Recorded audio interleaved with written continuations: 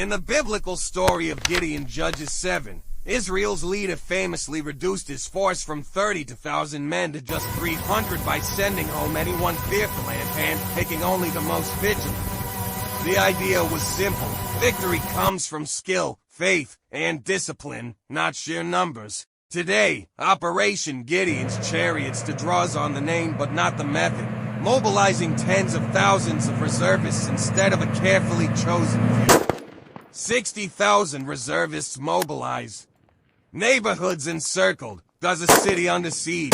This is Operation Gideon's Chariots II, the most formidable urban offensive in decades. Today on Defense Decrypted, we go deep inside the strategy, the battlefield, and the global fallout of Israel's push into Gaza City. Let's quickly recap Phase 1, the May-August 2025 campaign.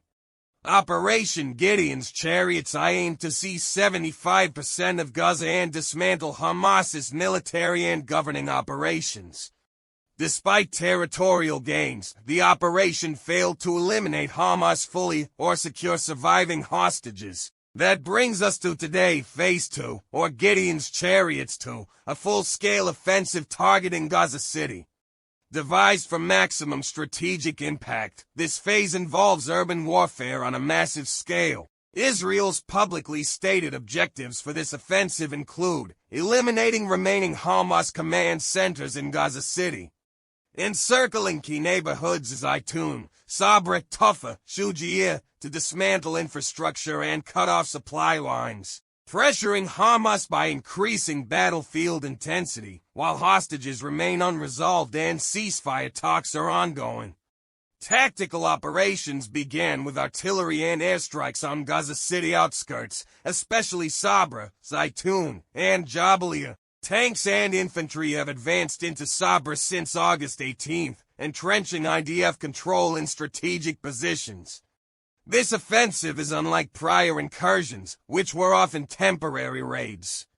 This time, the plan is to hold and shape, not retreat. It involves intensive block-by-block urban assaults, supported by combined arms armor, infantry, artillery, and drones.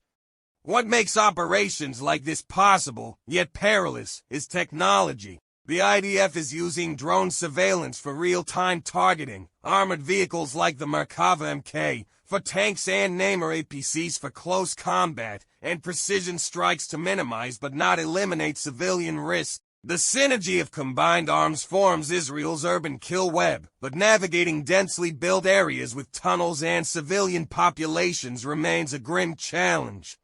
Worse, this offensive comes amid escalating humanitarian disaster. Thousands are fleeing neighborhoods like Sabra and Tufa as hospitals teeter on collapse and child hunger spikes sixfold since March. International condemnation is swift and sharp, from the UN, Red Cross, Western governments, warning that forced displacement may amount to a humanitarian catastrophe or even forcible transfer. Meanwhile, Israeli Prime Minister Netanyahu has signaled willingness to pursue ceasefire and hostage release talks even as the military offensive continues.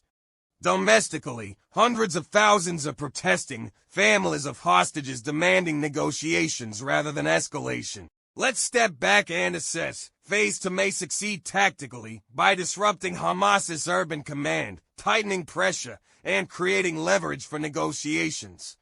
Yet, the risks are immense. Urban attrition means heavy IDF casualties and infrastructural ruin. The offensive may rally global opposition and endanger remaining hostages.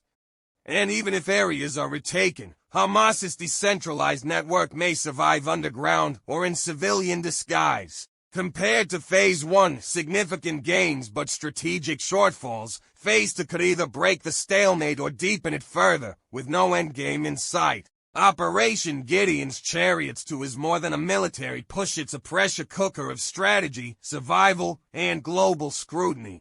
Israel has cast its lot on Gaza City. Will it emerge victorious or mired in history's toughest urban battlefield?